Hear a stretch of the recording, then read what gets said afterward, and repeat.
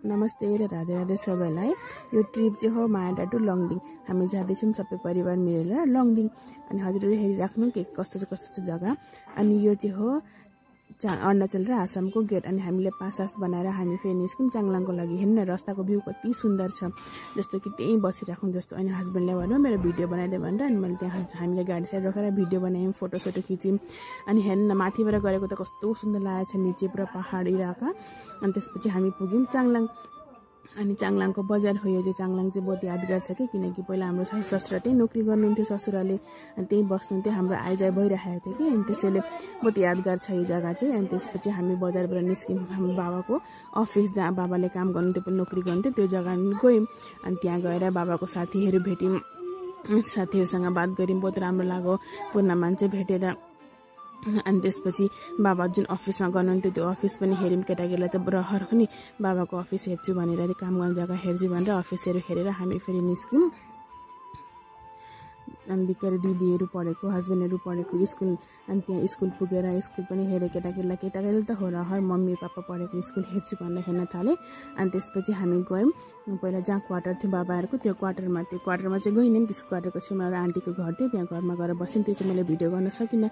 अनि त्यसपछि हामी त्यहाँ रहेछ होटल रहेछ, होटलमा हामीले पुरी सब्जी खायौँ, किनकि बिहानै निस्केको भोक लाग्यो त्यसैले। अनि त्यसपछि निस्क्यौँ हामी लङ्नीको लागि। रास्ताको भ्यू हेर्नु न कस्तो राम्रो लाग्छ, पुरा पहाड इलाका। अनि जङ्गलको बिचमा रास्ता काटेर बनाएको छ, कति सुन्दर रास्ता। फेरि बहुत राम्रो कि जङ्गल भएर पनि रास्ता चाहिँ बहुत राम्रो, बिग्रेको काहीँ पनि छैन। अनि त्यसपछि यहाँ एउटा नदी रहेछ कि सानो, अनि त्यसपछि केटाकेटीले त्यो हेर्ने भनेर भन्न थालेँ। अनि त्यहाँ हामी रोकेर यसो भिडियो सिडियो गऱ्यौँ। अनि हेर्नु न यो क्लाउड कि बादलभित्र गए जस्तो लागेको छ पुरा। अनि हामी पुग्यौँ खुन्सा। अनि खुन्सामा चाहिँ यो हो खुन्सा बजार। कस्तो छ यो जग्गा भन्दाखेरि बिचमा जङ्गल छ, अनि फेरि आउँछ टाउन, अनि टाउनको बादमा फेरि आउँछ जङ्गल, त्यस्तो छ। अनि यो चाहिँ खुन्सा बजार हेर्नु न कति ठुलो रहेछ चाङलाङ बजार। खुन्सा बजार एउटै खालको यहाँ चाहिँ अब।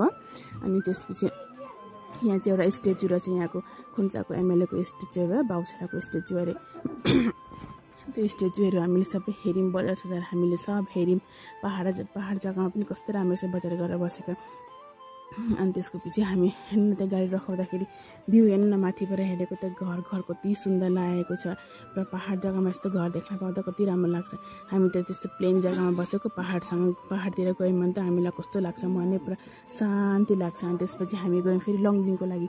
हेर्नु न बादलको माथि गए जस्तो लागेको छ, बादलभित्र पुरा माउन्टेनले बादललाई टच गरेको छ, कति राम्रो भ्यूज छ। हेर्दाखेरि पनि लुक्स नै कति राम्रो आएको छ। अनि त्यसपछि रस्तामा चाहिँ यस्तो रेस्टुरेन्टहरू रहेछ कि, किनकि